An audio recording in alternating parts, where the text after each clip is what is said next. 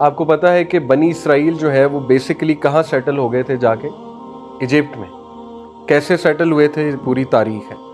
اصل میں یوسف علیہ السلام جب ایجپٹ میں تشریف لے گئے، ظاہر ہے جب عزیز مصر نے، آپ نے پورا واقعہ پڑھا ہے، انہیں خرید لیا تھا، تو اللہ کا یہ پلان تھا، اللہ نے انہیں وہاں سیٹل کروایا اور ایک پوزیشن دی، فائنانس منسٹر بن گئے، اس کے بعد کنگ آف ایجپٹ بھی بن گئے۔ اپنی فیملی کو انہوں نے وہاں پہ شفٹ کروا لیا ایجپٹ۔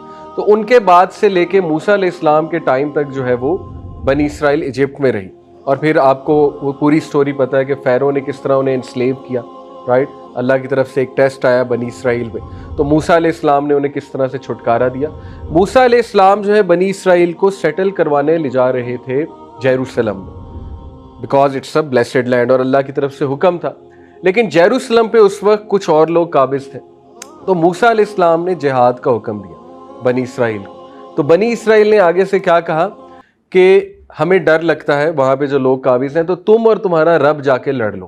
یہ میں نے آپ کو سیرہ میں بھی پڑھایا نا کہ سعد بن معاذ تھے غالباً جنہوں نے اللہ کے نبی صلی اللہ علیہ وسلم کو کہا تھا جنگ بدر کے موقع پہ کہ we are not like the people of بنی اسرائیل، ہم بنی اسرائیل تھوڑی ہیں کہ ہم آپ کو کہیں گے آپ اور آپ کا رب لڑ لو۔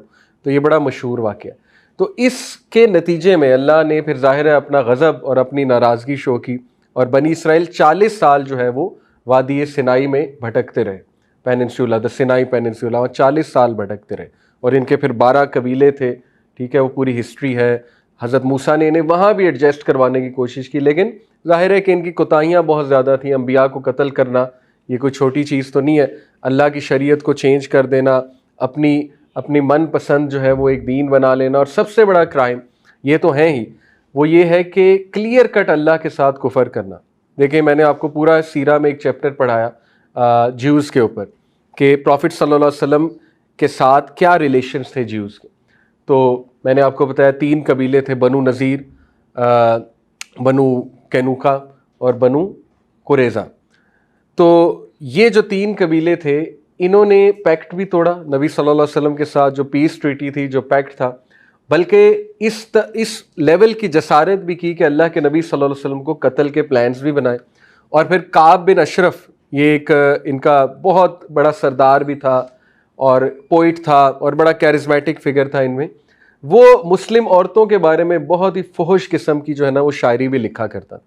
تو ظاہر ہے مسلمانوں کی غیرت تو ہے، تو مدینہ میں جب صحابہ وہ شاعری سنتے تھے تو ان کا خون تو بھڑکتا تھا، obvious سی بات۔